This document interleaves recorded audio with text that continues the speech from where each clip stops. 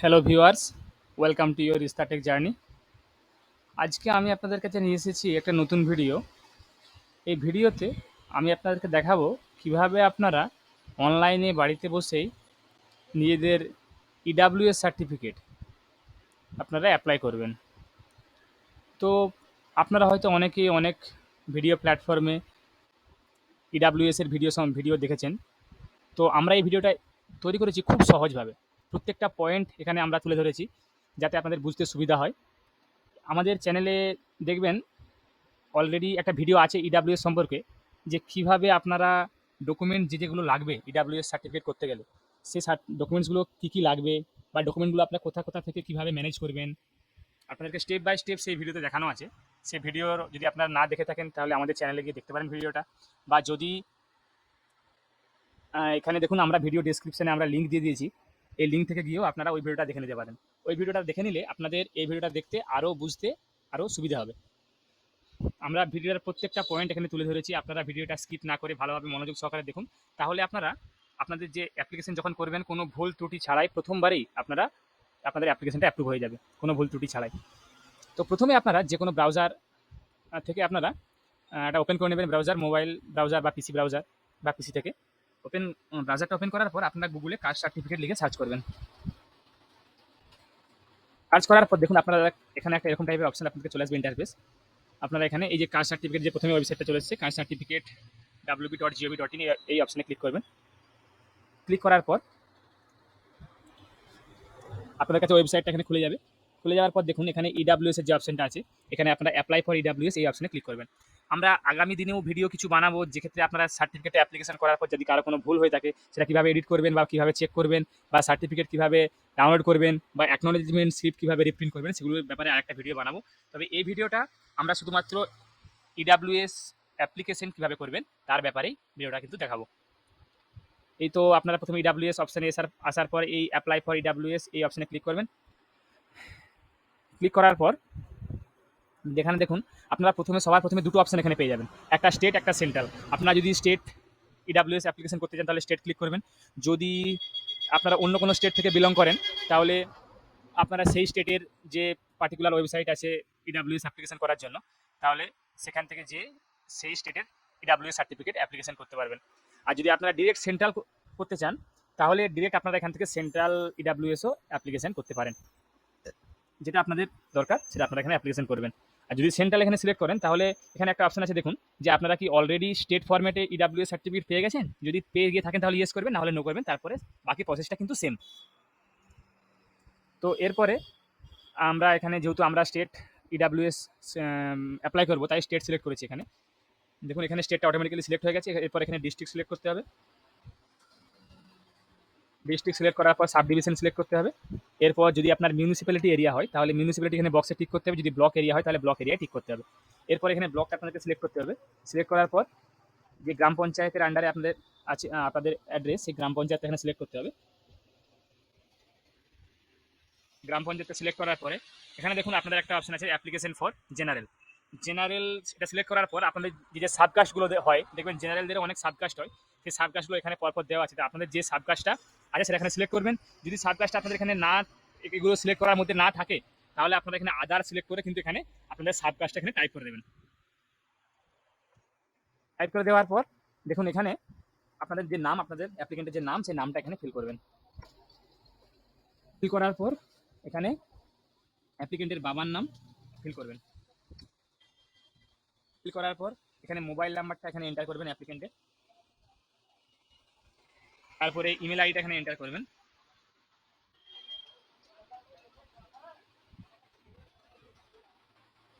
Email ID enter করার পর এখানে দেখুন আপনাদের এই ডকুমেন্টগুলোর মধ্যে যে কোনো একটা ডকুমেন্টস আপনার কিন্তু থাকতে হবে। যে কোনো একটা ডকুমেন্টস থাকলেই হবে। যে ডকুমেন্টস আপনার কাছে থাকবে সে আধার হোক বা খাদ্যসাথী রেশন কার্ড হোক, যেটাই থাকবে আপনাকে সেটা এখানে নাম্বারটা এখানে টাইপ করতে হবে। আমরা এখানে আধার নাম্বার এখানে দেবো, তাই এখানে আধার নাম্বারের জায়গায় আমরা আধার নাম্বারটা টাইপ করবো।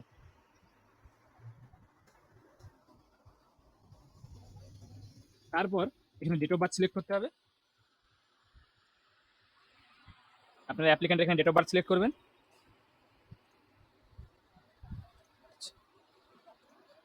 ডেট অফ বার্থ সিলেক্ট করার পর দেখুন প্লেস অফ বার্থ এখানে ওয়েস্ট বেঙ্গল অটোমেটিক্যালি, যদি আপনাদের ওয়েস্ট বেঙ্গল হয় তো ওয়েস্ট বেঙ্গল সিলেক্ট করবেন, যদি আপনারা অন্য কোনো স্টেট থেকে আপনাদের বার্থ প্লেস হয় তাহলে সেটা এখানে সিলেক্ট করবেন। সিলেক্ট করার পর ডিস্ট্রিক্টটা সিলেক্ট করবেন, ডিস্ট্রিক্ট বা জেলা সিলেক্ট করার পর পুলিশ স্টেশন সিলেক্ট করবেন। পুলিশ স্টেশন সিলেক্ট করার পর এখানে আপনাদের ভিলেজটা এখানে টাইপ করতে হবে। তারপর এখানে নেক্সট অপশনে ক্লিক করবেন।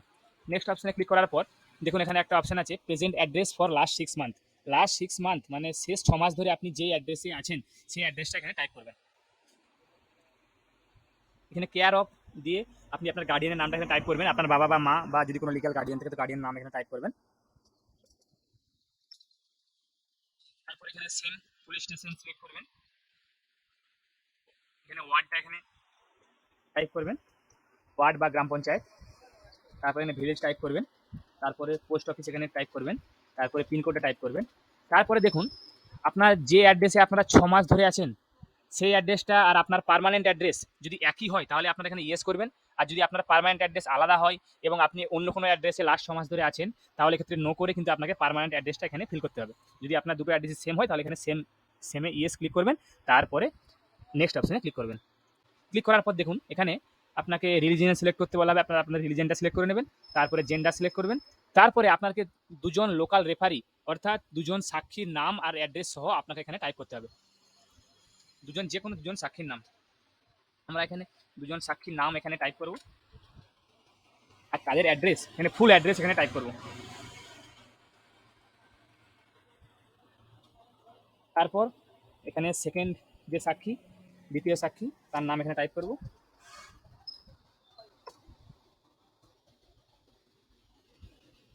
আর অ্যাড্রেস এখানে টাইপ করব, ফুল অ্যাড্রেস।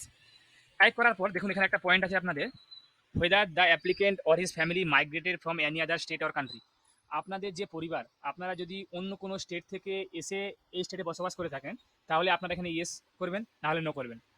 আপনি বা আপনার ফ্যামিলি যদি অন্য কোনো স্টেটের বাসিন্দা না হয়ে পশ্চিমবঙ্গের স্থায়ী বাসিন্দা হন তাহলে নো করবেন। যদি অন্য কোনো স্টেট থেকে আপনারা উঠে এসে এখানে আছেন বা মাইগ্রেট হয়ে আছেন, উঠে এসে আছেন, তাহলে কিন্তু আপনারা ইয়েস করে পূর্ববর্তী আপনাদের যে অ্যাড্রেসটা ছিল সেই অ্যাড্রেসটা এখানে আপনাদেরকে ফিল করতে হবে। তারপরে এখানে নেক্সট অপশন এখানে ক্লিক করবেন। ক্লিক করার পর দেখুন এখানে আপনাদের যে ফটো, অ্যাপ্লিকেন্টের যে ফটোটা জেপিজি ফরম্যাটে আপনাদেরকে 100 কেবির মধ্যে এটা কিন্তু এখানে আপলোড করতে হবে।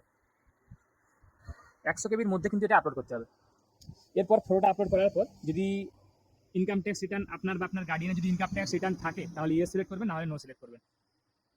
এখানে দেখুন এটা কিন্তু এই যে 17 নম্বর যে পয়েন্টটা এটা খুবই গুরুত্বপূর্ণ একটা পয়েন্ট, এটা আমরা খুব ভালোভাবে ডিসকাস করব। এই পয়েন্টটা এখানে কোনোভাবেই মিস করবেন নি, তাহলে কিন্তু অনেক সময় এটা মিস করে দিলে আপনাদের যদি বুঝতে না পারেন তাহলে কিন্তু ভুলভাল ফর্ম ফিল আপ করলে আপনাদের কিন্তু অ্যাপ্লিকেশনটা রিজেক্ট হতে পারে। তাই এই পয়েন্টটা একটু ভালোভাবে লক্ষ্য করবেন। প্রথমে দেখুন আপনাদেরকে এখানে যা অপশন এখানে আছে প্রত্যেকটা অপশন আপনাকে স্টেপ বাই স্টেপ আমরা দেখাবো। প্রথমে আপনারা সবগুলো এখানে সিলেক্ট করে নেবেন। সিলেক্ট করে নেওয়ার পর আমি পরপর আপনাকে দেখাবো। দেখুন এগুলো আমরা সব অলরেডি সিলেক্ট করে নিয়েছি। সিলেক্ট করে নেওয়ার পর প্রথমে দেখুন এখানে আছে annual income in previous financial year. আপনাদের যে পূর্ববর্তী যে ফিনান্সিয়াল ইয়ার সেই ফিনান্সিয়াল ইয়ারের যে অ্যানুয়াল ইনকাম সেটা এখানে দিতে হবে।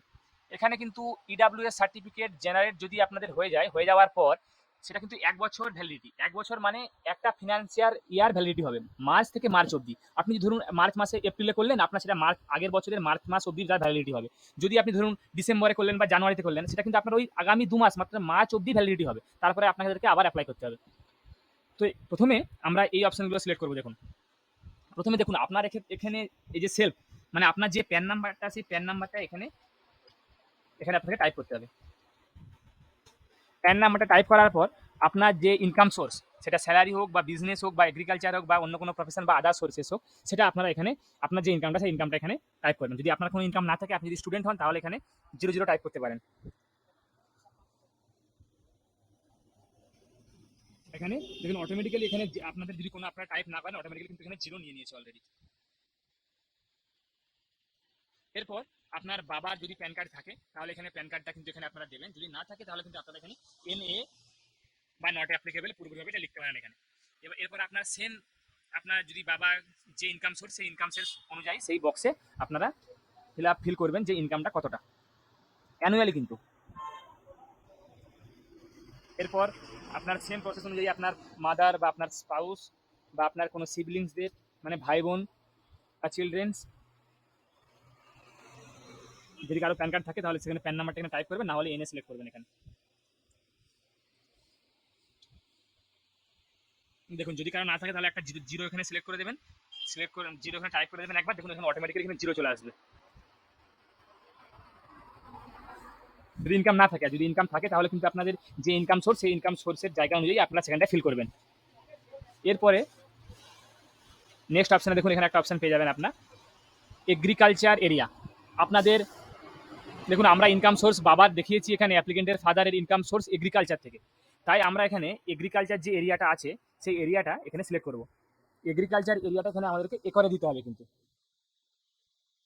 প্রথমে যদি আপনার নিজের নামে কোনো এগ্রিকালচার এরিয়া থেকে থাকে তাহলে সেটা এখানে সেলফের জায়গায় বসাবেন এবং তার লোকেশনটা এখানে এন্টার করবেন, তার জিএল নাম্বার, কোতিয়ান নাম্বার। আর যদি আপনার নিজের নামে কোনো জায়গা না থেকে থাকে তাহলে এক্ষেত্রে আপনি এখানে ফিল না করে এখানে কিন্তু লোকেশনের জায়গায় এনএ সিলেক্ট করতে, এনএ টাইপ করে দেবেন। এরপরে আপনার বাবার নামে যদি থাকে বা আপনার মাদার নামে থাকে বা আপনার স্ত্রীর নামে, তাহলে যার নামে থাকবে তার পাশে যে বক্সটা থাকবে সেই বক্সে কিন্তু আপনাদের ডিটেলসটা ফিল করতে হবে। তো এক্ষেত্রে অ্যাপ্লিকেন্টের বাবার নামে যেহেতু আছে তাই আমরা এটা এখানে সিলেক্ট করব, বাবার নামের জায়গায় আমরা ফিল করব এবং তার লোকেশনটা, তার যে মৌজা হবে, মৌজা,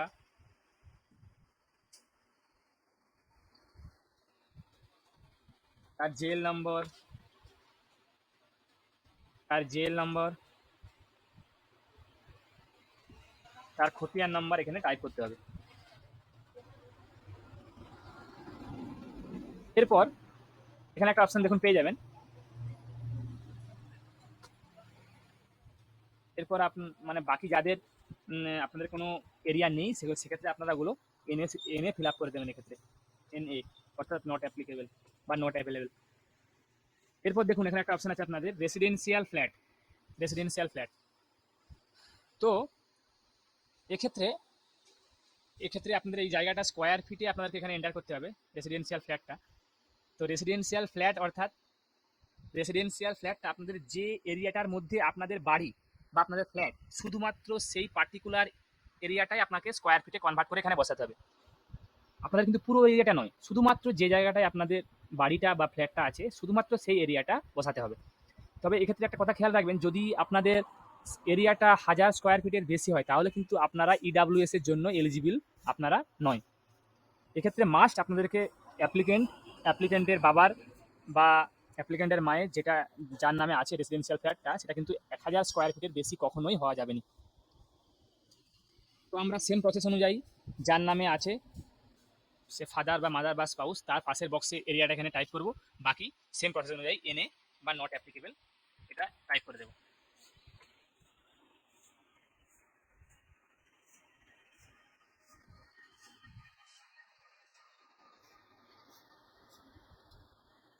এরপরে একটা অপশন আছে এখানে দেখুন আপনাদের residential plot in municipality.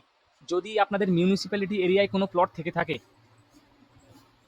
Residential plot অর্থাৎ বাস্তু প্লট, তাহলে সেটা কিন্তু 100 স্কোয়ার ইয়ার্ডের বেশি হওয়া যাবে না।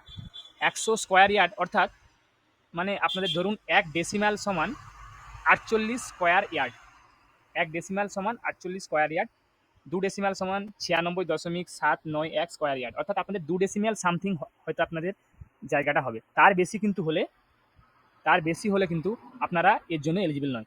আর যদি আপনাদের মিউনিসিপ্যালিটি কোনো প্লট না থাকে তাহলে সেক্ষেত্রে আপনারা এনএ এটা ফিল করে দেবেন।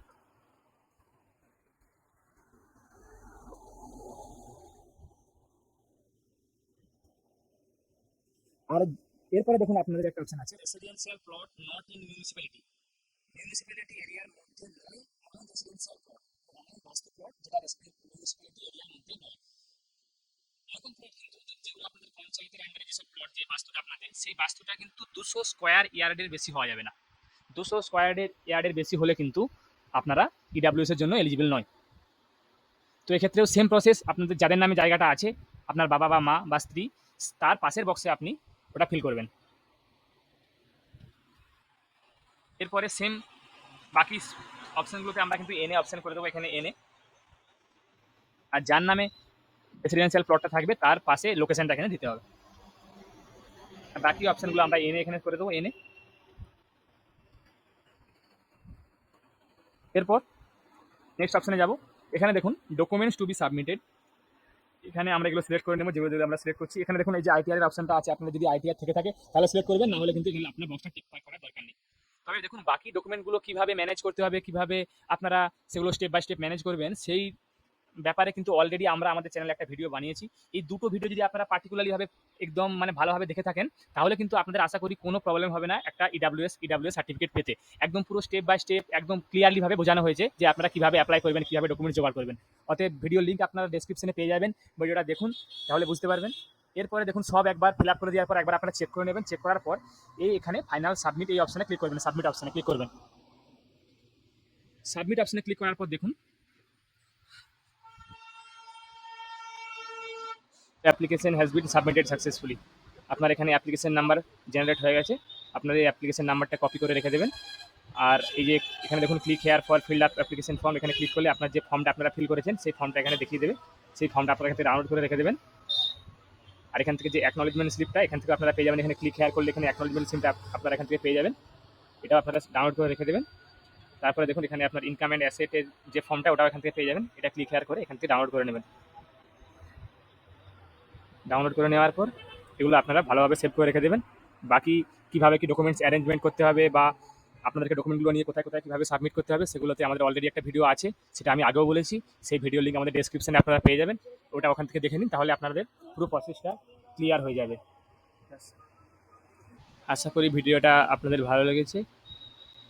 যদি আপনাদের ভিডিওটা ভালো লেগে থাকে তাহলে আপনার চ্যানেলটা সাবস্ক্রাইব করুন, ভিডিওটা লাইক করুন, ভিডিওটা শেয়ার করুন। আমি আপনাদের কাছে আবারও নতুন টপিক নতুন ভিডিও নিয়ে আসবো।